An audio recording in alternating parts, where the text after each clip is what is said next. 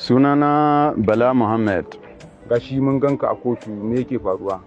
To kun gani a kotu, abin da yake faruwa shine na ɗauki hotuna ne da matan da nake nema a tun shekaru wasu sun kai shekara 50, waɗansu shekara kamar 20 da suka wuce da sauransu. To amma na zo ne posting har zuwa yau da yana ɗaukan hoto, amma wanda ne posting ɗin da na yi waɗansu shekara 10 ne da suka wuce, na ƙarshen kuma shekara 6 da suka wuce ne.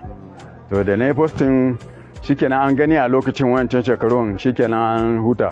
Amma kuma kwanan nan sai na karbi waɗansu masu neman friendship request da ni a Facebook da yawa, sun taru sun yi yawa. To dama bana ɗauka da yawa, sai dai dan ɗauki kawan guda 3, in an sake sati guda in ɗauki 2 ko 3. To amma wannan karo sai na ce bari in karbe su da dama, sai na karbi waɗanda suka yi friend request wajen kusan 200 ne ko ban kirga ba, amma da yawa kusan 200 dai na karba ko fiye. To da na karba sai suka tono, sai suka je suka tono wannan hotuna da tuntuni na yi posting shekara 10 da shekara 6 suka tono suka fito da su. To sai albin ya bazu a gari. To shine to waɗansu matan da suka gani wasu sun yi aure, to wani suka min waya na share hoton, waɗansu kuma suka same ni a gida suka min magana na share.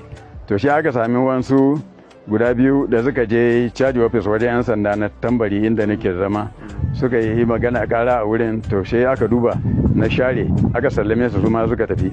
To aka sami guda da ta yi kara a shari'a commission, na je ta je ta mutu. To sai aka yi magana ta taso kamar za ta yi kuka, kamar za ta tunkare ni sai su kama ta.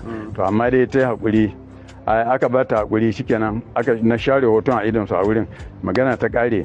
Yawa sai kuma guda ɗaya ne ta kawo ƙara a CID, ofishin CID, 'yan sanda CID. To shine yanzu har abin ya zo kotu, amma ni na yi da niyan dai nuna wa abokaina ne kawai hotuna da 'yan mata na wanda na san ba laifi. Hoto bai taɓa zama laifi a duniya ba, a irin na tunanin, kuma ba aure suka yi ba a lokacin. To sai dai kuma duk wanda ta yi aure zan iya sharewa, za ta iya mun magana na share. To amma kuma sai kasance wato ni na ɗauka su kansu ma za su, ni yadda na ɗauka shi ne na ɗauka su matan ma sun gani za su yi farin ciki. Saboda me? Saboda su marasa aure ne, ba ma a gidansu, muka sadu a gari ne in fara neman su har abiya. To saboda haka wannan abin da kai ko kuma gashi da ka je kai kwana 20 a gidan quite alright. Ina nadama, amma dama da farko dama na dauka su ma za su yi farin ciki in sun gana hoton su. Ni na dauka na sa a Facebook saboda yan mata abokaina na Facebook su gani ne kawai, su ga irin sha'anin abinan kawai abokai na 'yan mata na da nake, ba wani abu ba. 'Yan matan ma na dauka su, da na dauka da su na sa a Facebook, na dauka su za su dauka lalle za su yi farin ciki, saboda su ma duniya ta ƙara ganin su, sun ƙara, za su ƙara samun samari ko manema, wanda na dauka ba laifi ba ne. Za ka iya ba ma waɗanda suka fusata haƙuri? Yawwa, waɗanda suka fusata da yake ba a rasawa, domin waɗansu ko saboda addini, amma kuma ko da ke ba zana aka ba, amma duk wanda ransu ya ɓaci ina ba su haƙuri da kuma iyalansu gaba ɗaya su yi haƙuri, su yafe min wannan abin.